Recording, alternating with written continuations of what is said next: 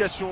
Elles étaient présentes dans le groupe B avec le Maroc et le Malawi qui ont fait match nul hier, 0-0. Maroc qui était d'ores et déjà qualifié.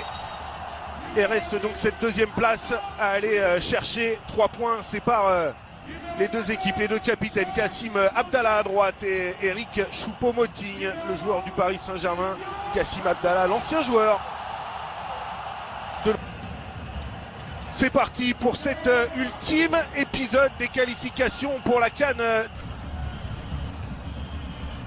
C'est bien frappé, la tête qui vient passer et mourir juste à gauche du but d'André Onana, tête signée Chaker Aladur, le joueur de la Berrichonne de Châteauroux.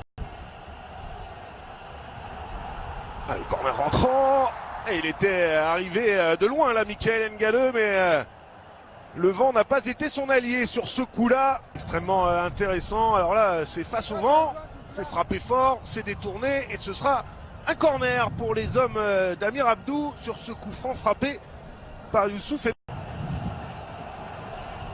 non, c'est Ambroise Yongo qui prend sa chance, c'est détourné, et ça termine dans les gants d'Ali à Hamada. Ouais, c'était bien un pied gauche, mais c'était celui...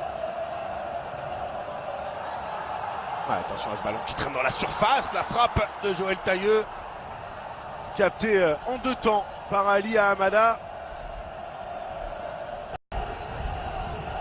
Collins Faye pour frapper ce coup franc. Et attention à la reprise une nouvelle fois là, de Joël Tailleux. Frappe en demi-volée qui s'est envolée. Et l'action développée côté droit là par les Lions indomptables. Et le bon ballon là pour la montée de Collins Faye, contré et corner pour les Camerounais.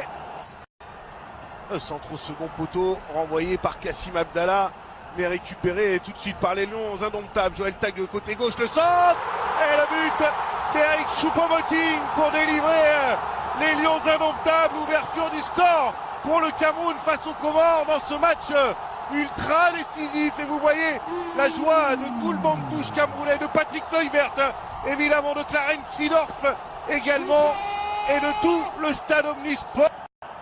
Bassogog qui est passé, le centre en retrait, c'est récupéré par Rafidine Abdullah, attention, et la frappe là de Choupo-Moting en position de hors-jeu, ça avait été de toute façon renvoyé par le poteau gauche.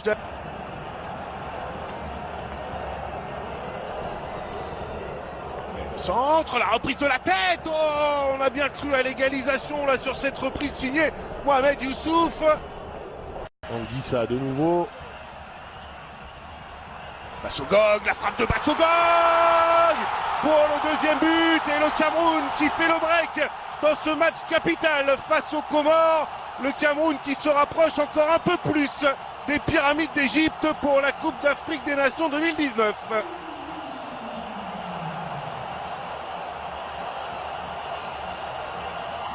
Ah, la frappe là de...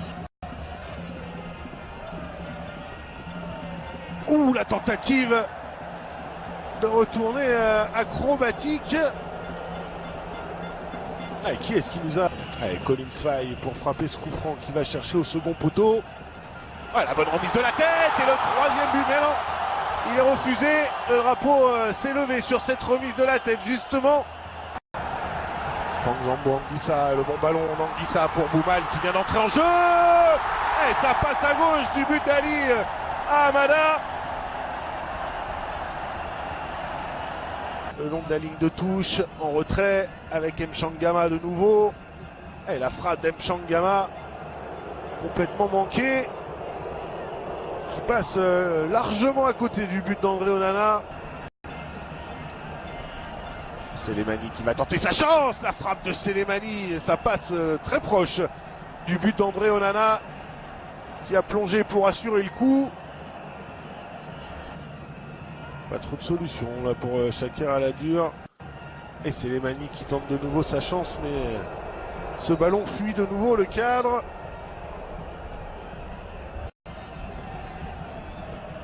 Djoum, le bon ballon pour Clinton N'Jie dans la surface de réparation.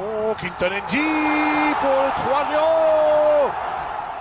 Il a passé là, surmultiplié l'attaquant marseillais pour déborder côté gauche, venir dribbler Ali Hamada et asseoir définitivement la victoire des hommes de Clarence-Seedorf et la célébration de toute cette formation camerounaise.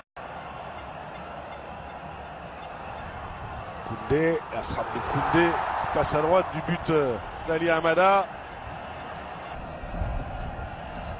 Shakira Ladur, la frappe de Shakira Ladur dans la niche directement d'André Onana.